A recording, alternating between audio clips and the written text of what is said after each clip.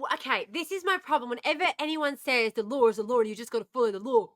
Okay, why is the law the law? Because if something is grossly improper, then it should be illegal.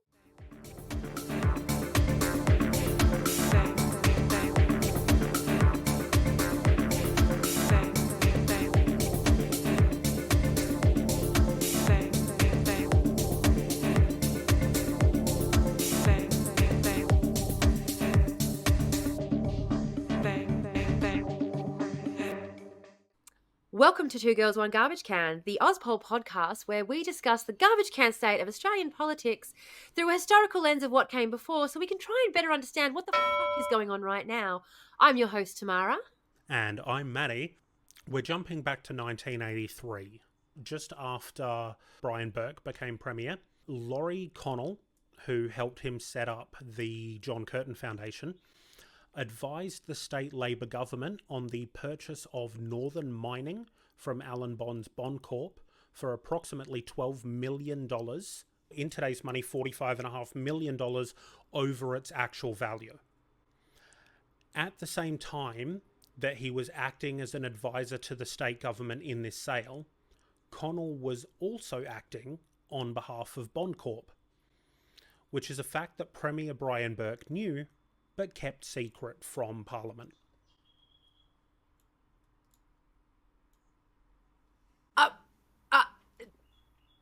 He advised them to spend $43 million over and above what it was worth.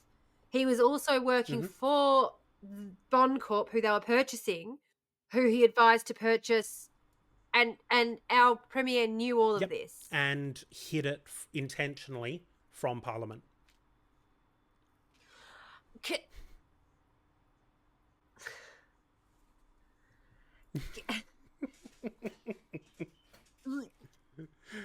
Again, anyone who doesn't understand why anarchy is the only way to go, that's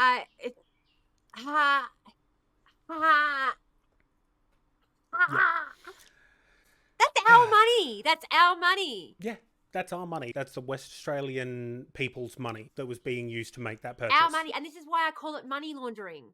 I call it money laundering, and people turn around and say, well, you can't use that term. That means something. And I said, and what is this? Yeah. What is this? Alan Bond gives them nearly $1 million, and so they give him $43 million of our money? All cool and normal. Early in his term as Premier, Burke was approached by the developers of the Argyle Diamond Mine. They claimed to have an agreement with the O'Connor Liberal government that their obligation to build a town at the mine would be waived if the coalition had won the 1983 election. Burke decided to allow the waiver to go ahead, provided that the government be compensated by $58 million. The government then spent $42 million of that $58 million to buy a 5% stake in the mine from Northern Mining, which was the company owned by Alan Bond. Burke later said, that showed me that revenue raising could be done. At the expense of the Australian people. Yeah. Apparently this deal was basically the introduction of fly-in, fly-out work in Australia, and it was said at the time that the social implications of the deal are pretty ugly. After this deal went through, Burke held a meeting with several federal government MPs, including John Dawkins, Kim Beazley and Peter Walsh, where he pitched the idea of becoming a state capitalist to help with the state's financial situation. As I said before, it was later revealed in the WA Inc. Royal Commission that Connell was a paid advisor to both Burke and Bond during the deal's negotiations. The Royal Commission found that Burke had known about Connell advising Bond, but had deliberately chose not to tell his cabinet colleagues. And they called it grossly improper conduct, but did not find it to be illegal. Okay, this is my problem. Whenever anyone says the law is the law and you just got to follow the law. Okay, why is the law the law? Because if something is grossly improper, then it should be illegal. Because, I don't know, I don't think stealing food if you're starving is grossly improper, but that's illegal. I do find interfering with small children grossly improper. Glad that's illegal. If you're going to call something grossly improper, it should definitely be illegal then, right? Like, that's why we have laws. to try and put controls on behaviour that we don't On like? improper behaviour. And Gross grossly and improper behaviour? improper behaviour. Yeah. Uh-huh. In June of 1983, Burke announced a number of measures designed to improve West Australia's finances. Gas and electricity prices were raised for consumers by an average of 15%. Water prices increased by 7.9%. Housing Commission rents rose by 10%. Bus fees increased by 5%. Rail and road coach fares increased by 10%. And hospital bed charges rose between 11.5 and 19%. These cost increases were expected to gain the government $60 million for the upcoming budget. He also announced pay cuts for senior public servants, politicians and the judiciary, and that 1,000 government jobs would be removed, saving $15 million. The tribunals that usually set salaries were bypassed as these changes were done via an Act of Parliament. Although the Public Service Union described this as lunacy, the general public approved of the pay cuts, which overshadowed the cost increase. A Morgan Gallup poll taken as Burke announced the charge increases and salary cuts showed Burke to be Australia's most popular Premier at the time, with an approval rating of 72%. That's insane. Yep. That's insane. How could he be taking... Because the West Australian government is the largest... Well, is it the largest employer in Western Australia? I think so. Editing Tamara here. Yeah, in fact, the Western Australian government is the largest employer in Western Australia. There you go. Besides Woodside, who's actually the West Australian government. But how could they have cut that many jobs and had no one have anything to say about it? That many people's wages. I'd have no one have anything to say about it. Basically, during the period from 1983 until the stock market crash of 1987, the West Australian Development Corporation, WADC, which was the pivotal part of WA Inc., because you have to understand WA Inc. was something that the public and the media termed it. Yes. The WADC was the actual enterprise that caused all of these issues. So basically, during that time, it made a bunch of investments in different companies and corporations and things like that, trying to partner the West Australian government directly into business ties. So it was making it the West Australian government's best interest to weaken legislation that protected workers in order for its business interests to be more successful. So this is the problem that you have with government getting involved in for-profit business, is that it then becomes the government's best interest to fuck over working class people in order to make a bigger profit for the government. Okay? Now seems like a really good time to interrupt and let you know that today's episode is brought to you by our wonderful Trash Pandas. For just $3 a month, you too can become one of our beloved Trash Pandas. Trash Pandas get access to early episodes, ad-free, no waiting a week in between drops, detailed research notes on each of our episodes as of our second season, exclusive episodes that are only for our Trash Panda members, exclusive access to live stream VODs, first access to all merch drops, plus much, much more. The link below in the show notes will take you to our Ko-fi, where you can join up to become one of our Trash Pandas, or you'll see a QR code coming past on your screen if you are watching at the moment. If neither of those options suit you, you're always welcome to search 2Girls1GarbageCan on Ko-fi, and whatever your favourite search engine will take you directly to it. Now, don't forget that our beloved Trash Pandas receive so many wonderful bonuses, and you too can be one of them for as little as $3 Aussie a month. Can you believe that for such a low, low price, you receive so many wonderful bonuses? Now, don't forget, just by liking, subscribing, and sharing this episode that you're listening to with 5 of your closest friends, you'll be doing a world of good for our community, and we will love you dearly. So if you're not up for becoming a Trash Panda, there are still many, many ways that you can help us by liking, subscribing, and of course, giving us 5 stars and leaving us one of those glowing comment things. We love you all, and now back to the episode. This is also why I get really frustrated, though, when we give KPIs to frontline workers in government agencies. Because when people say big market or big government, which one do you want? It's that the bigger the market is, the bigger we need the government to control the market. Because government is meant to be the opposing side of the coin to industry. Yeah. You're meant to have industry on one side, government on the other, and they're meant to work as counter levers against each other. When you have people who say that they want small government, especially the people on the right, they'll say that they want small government. What they mean is they want small government protections. They want no government intervention. They want laissez-faire capitalism. Less taxes, less intervention. It just, when it comes to the economy, it just frustrates the shit out of me, because we really, whenever anyone starts talking about it in terms of how important it is, I'm like, you haven't studied political science. Yeah. Or economics. We're not quite at 1987 yet. 1987 is where everything truly goes to shit, but we're going to discuss a few more things that happened before then. Yeah, okay.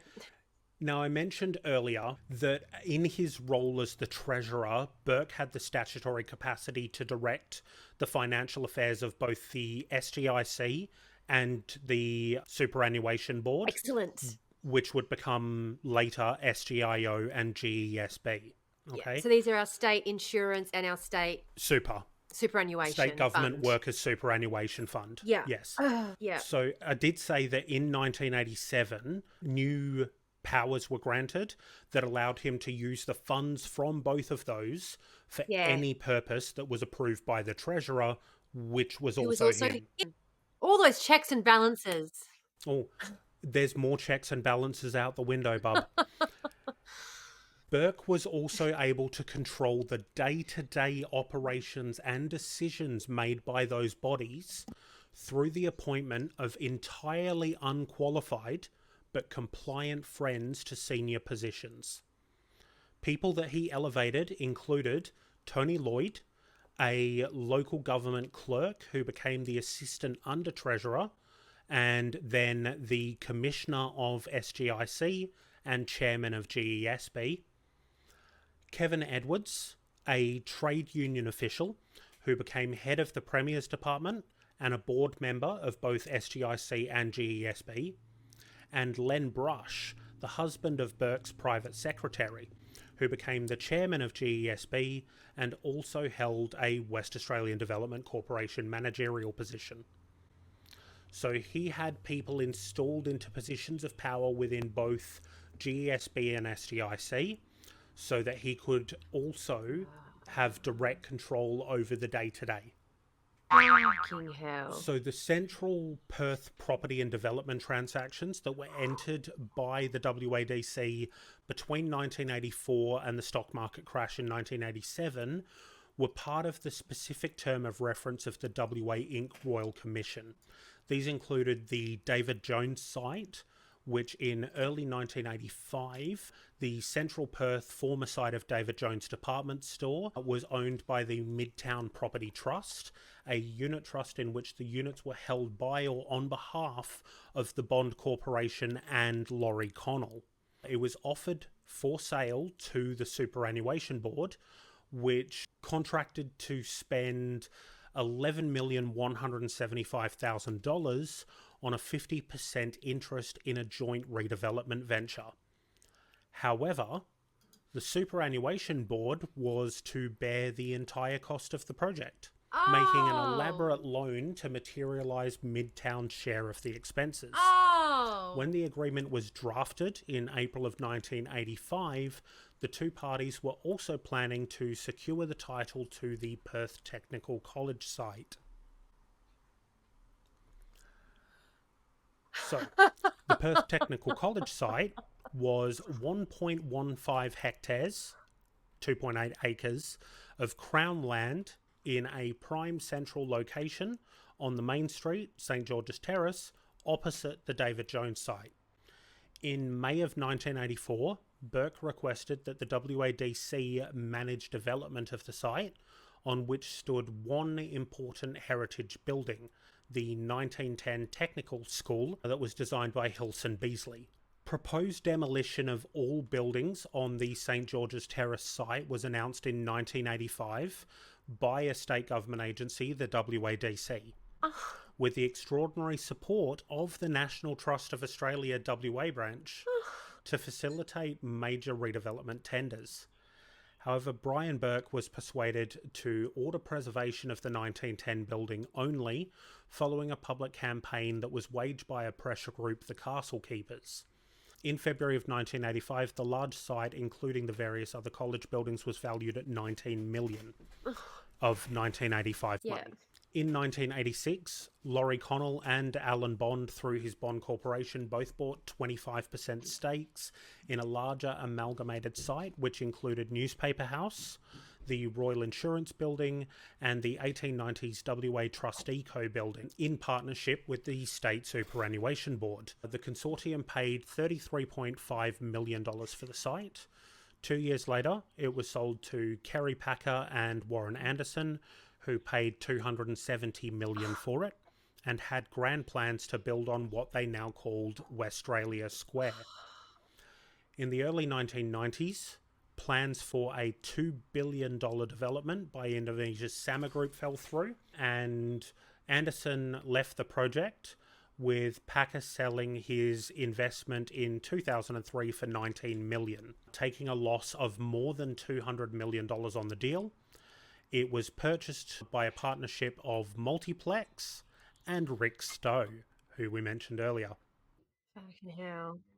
To give you an idea, on the Westralia Square deal, the West Australian state government at the time was estimated to have lost $74 million in 1988 money.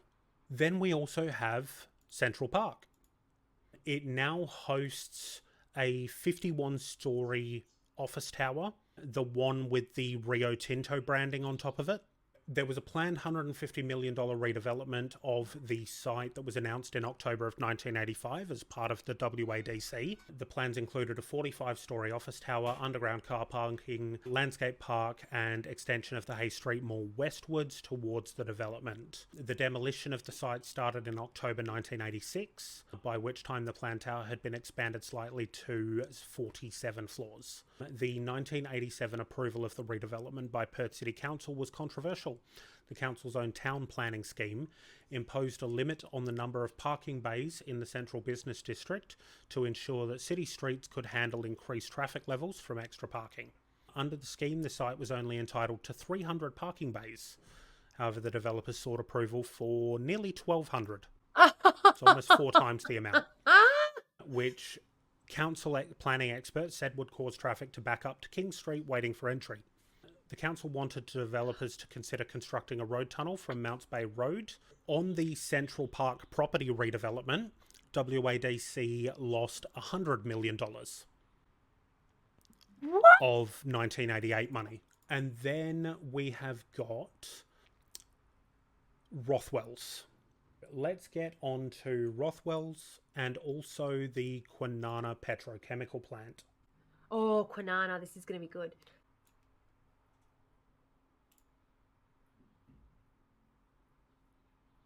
So far we're up to 2 different investment schemes that have gone sideways. Yep. That they've lost millions, hundreds of millions of dollars of our money. Nearly $200 million just on these 2 things. Just nearly 200? 1987 money, by the by. So let me just calculate this out to today's money. We're talking hundreds of millions of dollars.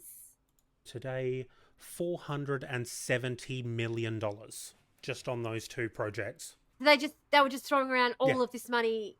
Yep. All at once. Yeah, both of these developments, Westralia and Central Park, occurred at exactly the same time.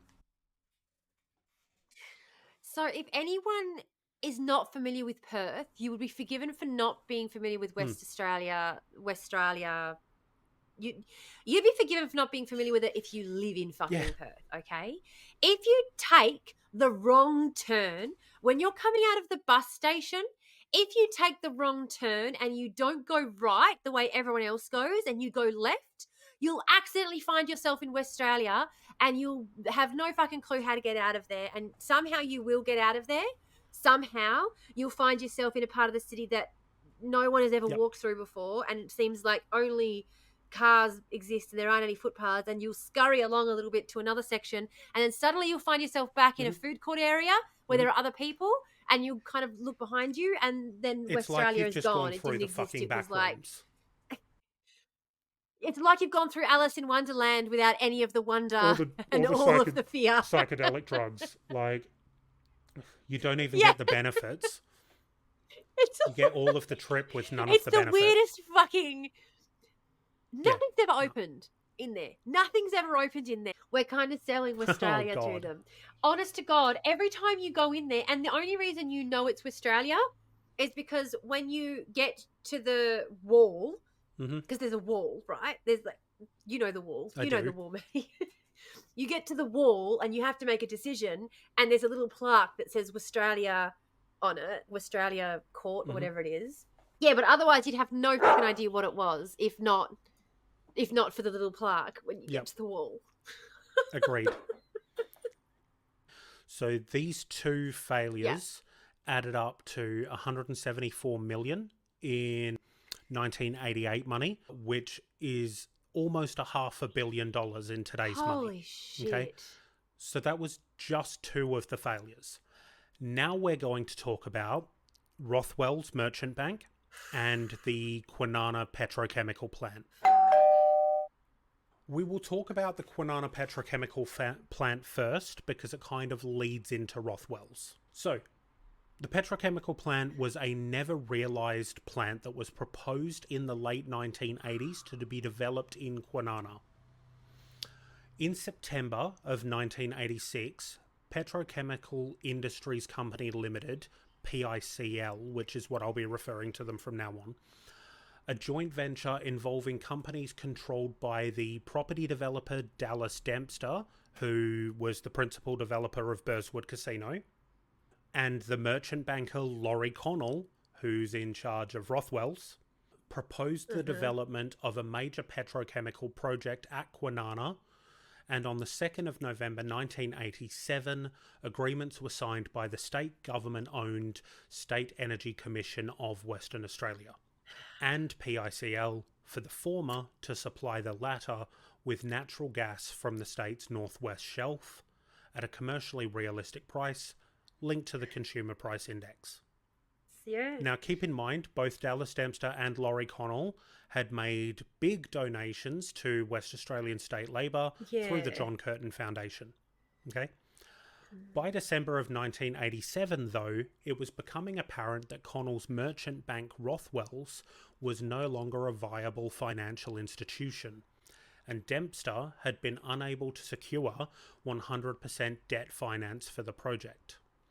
Due to outstanding loans to Connell and Connell-associated entities, Rothwell's was short $300 million or more needed to restore its solvency and produce an acceptable balance sheet. And without these funds, Rothwell's would have to cease trading on its reporting date of the 31st of July 1988. In order to deal with Rothwell's impending crisis, a mid-1988 meeting involving representatives of the state government, Rothwell's, and Allen Bond's Bond Corp agreed that the government would give a discounted energy price and other guarantees to PICL so as to boost the company's value to $400 million. The Bond Corporation and the government would then purchase PICL for that price, $350 million to be paid to Connell so that he could repay the $300 million of debt to Rothwell's and add $50 million of liquidity and $50 million to Dempster for his share. When PICL was sold to the state government and Bond Corp, its sole real asset was a heavily mortgaged block of land in Kwinana valued at $100,000. That the government paid how much for? $400 million. The next bit, which conveniently leads on from the last, is we're going to talk about Rothwell's. So, as I mentioned earlier, Rothwell's began with Laurie Connell acquiring numerous local businesses through aggressive takeovers and then setting him up as a deposit taker and creating Rothwell's Merchant Bank. Yeah. However, immediately after the 1987 stock market crash, there was a run on the bank by local investors. Connell put together a rescue package involving numerous Australian businessmen and approached the Premier, who provided $150 million in government guarantees to provide short-term relief. Despite that, after Burke's resignation on the 25th of February 1988, the incoming Premier, Peter Dowding, was required to enter very complicated and controversial dealings in an attempt to protect the government's interests. Rothwell's ultimately went into liquidation, resulting in heavy losses to the government and Rothwell's investors. A Royal Commission later found out Mr. Dowding, as Premier, presided over a disastrous series of decisions designed to support Rothwell's when it was or should have been clear to him and to those ministers closely involved that Rothwell's was no longer a viable financial institution. How was it? This culminated in the decision to involve the government through WAGH in the Kwinana Petrochemical Project as a means of removing the government's contingent liability for certain of the debts to Rothwell's. Electoral advantage was preferred to public interest. The political fallout from the collapse of the bank, as well as other government dealings during the period, dominated media and political discourse during the 1990s and ultimately wound up being one of the major factors in the Royal Commission being called. In total, Rothwell's and the Kwinana Petrochemical Plant lost the West Australian state government $408 million. That's all? In their time. In our time, 1.1 billion. Oh my fucking God. They won't even put $1 billion into housing, but they'll put it into their friend's failing Into a failing business. bank. They'll put it into their friend's failing bank, but not into housing their own populace. Yeah. Tell me again how this government is about the people. Tell me again how Labor is about the people. Fuck off. Yeah, right. Then we have the final bit, which was Bell Group. So this is where Alan Bond comes into play. So Bell Group, as I mentioned earlier, was owned by Robert Holmes-a-Court. Hang on a second. You're telling me that we've already lost, in today's money, $1.6 billion? Yeah, 1.6 billion. Yeah. In today's money, and we a haven't bit more even than got that, actually. 1.7? Sorry, my maths is not that nearly great. 2 billion. Yeah. Nearly $2 billion in today's 1.7. I was going to say 1.7, and I was like, no, that's I'm rounding too high on that one. Now, there you go. I should have trusted myself. So we got $1.7 billion in losses for the West Australian people at this point. Mm-hmm. And Alan Bond's barely even entered the picture. He's Hasn't just even on the appeared periphery. yet. He's the only things that he's been a part of is that he was involved in the purchase of Kwinana Petrochemical Plant. And he was also part of the John Curtin donations. So he's been donating money to the Labor Party. He's been part of the group. Yes. But he's only been periphery involved, and we've already lost nearly $2 billion. Correct. All of these things that are happening was gambling with people's pensions. All of this money, by the time of the October 87 international stock market crash, Bell Group, which was owned by Holmes-a-Court, had accumulated assets that were valuable but weren't generating revenue that was sufficient to cover their debts. Yeah. Holmes-a-Court's family company, Heytesbury Holdings, at the time owned 43% of Bell Group, which in turn owned 40% of the cash-rich Bell Resources. However, Bell Resources was not able to buy its parent due to share raids being made by Kerry Packer, Adelaide Steamship Company, and IEL. Merrill Lynch withdrew its $1 billion line of credit facility, meaning that the parent couldn't acquire its subsidiary and thereby access the money. Holmes-a-Court initially disposed of some of the Perth properties before accepting a joint takeover by the Bond Corp and the State Government Insurance Commission. in which both parties took a 19.9% stake in Bell Group.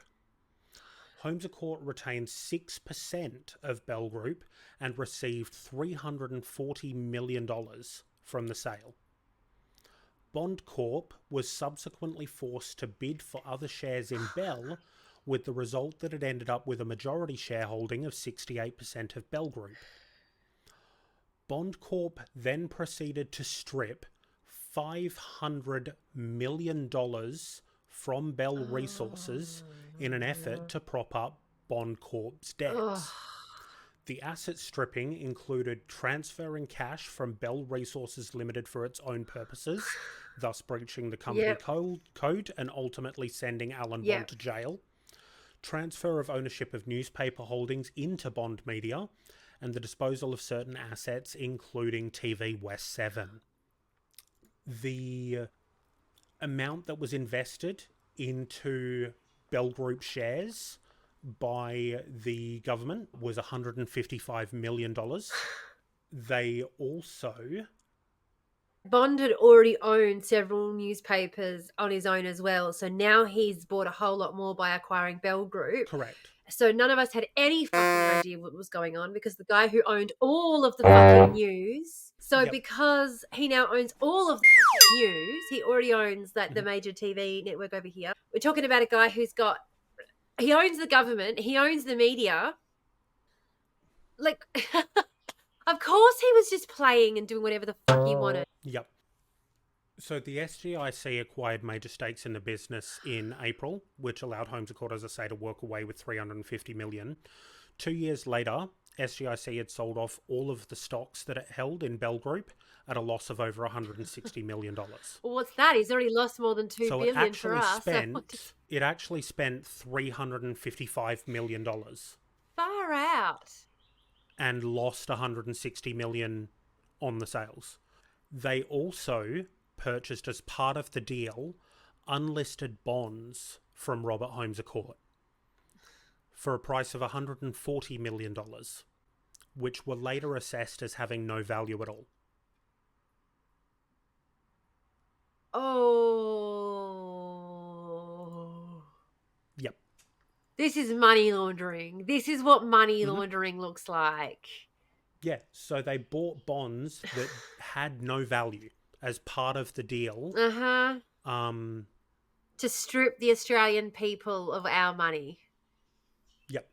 Finally, we're going to talk about Alan Bond for a bit, and then we'll briefly discuss what happened with the Royal Commission, and we'll be good to go. I feel like Alan Bond can be his whole own episode, in all honesty. Guy is a motherfucker. He could be.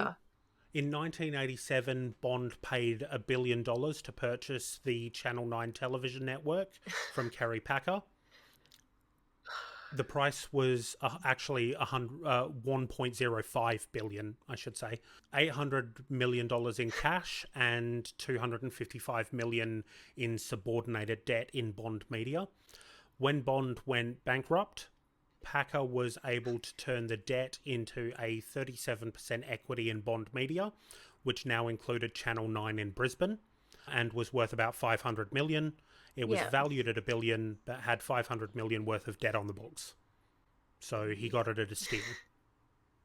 Because he turned his $250,000 worth of debt into $1 billion worth of equity. In 1992, Bond was declared bankrupt after failing to repay a $194 million personal guarantee for a loan on a nickel mining project. His debts reportedly totaled $1.8 billion of 1992 money. He feigned brain damage to avoid answering questions during bankruptcy trials.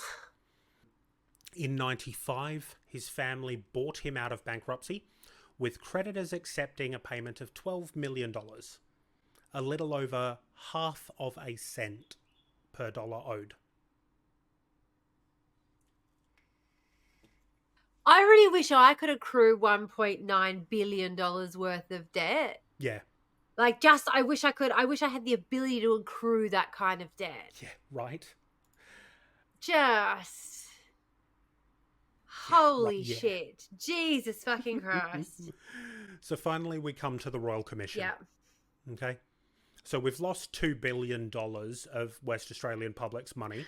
And then on the 19th of November 1990, Carmen Lawrence, the sitting Liberal Premier at the time, the then Labor Premier, I should say. So Labor was still in power somehow here. I'm assuming because Brian Burke retired in disgrace, announced her government's intention to hold a royal commission to inquire into certain matters. The decision followed more than a year of strong public advocacy from the activist group People for Fair and Open Government, headed by the Premier's brother, a barrister by the name of Bevan Lawrence, the Professor Emeritus Martin Webb, and prominent political scientist Paddy O'Brien. O'Brien edited the Burke Ambush, which was subtitled Corporatism and Society in Western Australia, which was the first substantial expose of Burke's pro-corporate government. The Commission of Three was headed by Jeff Kennedy, joined by Sir Ronald Wilson and Peter Brinsenden, with a brief to inquire and report whether there had been corruption, illegal conduct, improper conduct, or bribery on any part of any person or corporation in the affairs, investment decisions, and business dealings of the Government of Western Australia or its agencies. Just a little question. Just a quick little small question. Just a little one. Been any corruption going around here? Been any impropriety? Maybe a little bit of dodgy dealings? Maybe some dodgy financial misconduct? Not according to the Royal Commission. What the fuck? In the introductory part of its report, the Commission noted that it had heard from 543 witnesses encompassing 847 appearances. There were, however, some who may have been able to give valuable information to the Commission who died before the Commission hearings commenced or after they had begun. There were others who were unwilling to assist and were beyond the reach of compulsory process. The following had died or been incapable to attend on health grounds: Peter Beckwith of the Bond Corp, Bill Burgess of Rothwells, Robert Holmes of Court, Thomas Hugel, Bruce Kirkwood of Sequa, Andrew Mensaris, a former Liberal State Minister, another couple of people from Rothwells. Yossi Goldberg declined to give evidence. A couple of people from the Bond Corp fled. A doctor named Dr. Sharan Oscar was serving a 6-year prison term in the UK. So, after... Yeah. He was already in jail. Yeah. After approximately 21 months of inquiries and hearings, the Commission's final report began. The Commission has found conduct and practices on the part of certain persons involved in the government in period from 1983 to 1989, which were such as to place our governmental system at risk. Unfortunately, some of that conduct and some of those practices were peculiar to Western Australia, but there is no reason to believe that many of the fundamental questions raised by our inquiry were unique to this period or to this state. On the contrary, as detailed studies in other states and overseas clearly demonstrate, they have been raised elsewhere as a consequence of events similar to those which we have experienced.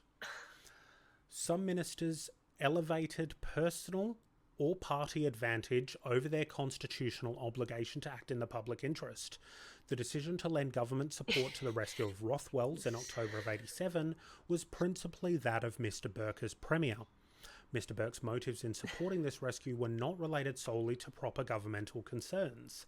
They derived in part from his well-established relationship with Mr. Connell, chairman and major shareholder of Rothwells, and from his desire to preserve the standing of the Australian Labor Party in the eyes of those sections of the business community from which it had secured much financial support. It starts with, there's some stuff in here that's a bit dodgy and seems really particular to WA, but we don't think this is a problem unique to WA. And we don't think it's particularly even a problem, to be honest. No, it doesn't. What? Can we just take that one more time? Because that doesn't make any sense. No, it doesn't. Let's get to the outcome. So the Royal Commission cost $30 million, including $12.5 million in witness costs. Of the witness costs, $3.6 million was used to fund Burke's own legal fees and those of David Parker. Burke's legal fees were $1.71 million, and David Parker's were 1.92 million. Burke and his predecessor, the Liberal Premier Ray O'Connor, ultimately served prison sentences as a result of convictions which arose from findings of the Commission. Now, neither of those prison sentences, by the way, were related to the loss of funds. They were instead related to improper spending that was found while they were digging around what had happened. How they spent the stolen money. The Premier immediately after Burke, being Peter Dowding, and the Public Service Len Brush, were both found to have acted improperly. WADC Corporation's remit was reduced over time and finally wound up in 1998. The Royal Commission decided that all of this was perfectly fine and legal and above board. Crime is a social construct because we have 10-year-olds in solitary confinement for stealing food. Yep. And these guys are wandering around perfectly happy, perfectly fine. Meanwhile, what this resulted in was a loss of billions of dollars in people's superannuation funds and insurances. This was a loss of thousands of people had to return to work in their old age. Thousands of people completely had their super wiped out at the point when they were at the very nearing retirement. The Royal Commission decided that all of this was perfectly fine and legal and above board. We literally had a property developer as a premier. Yep. Call it normal in WA. Alrighty. So that is everything I've got. Thank you so much for joining us for this week's dive into the depths of the trash fire that is Australian politics. If you've enjoyed what you've seen, please make sure to drop us a follow and do all the usual engagement things to help us get the word out there. You can find Tamara and myself on the social media links in the description below, but for now, it's garbage day, so the girls gotta take the trash out. Bye. Bye. Bang, bang, bang.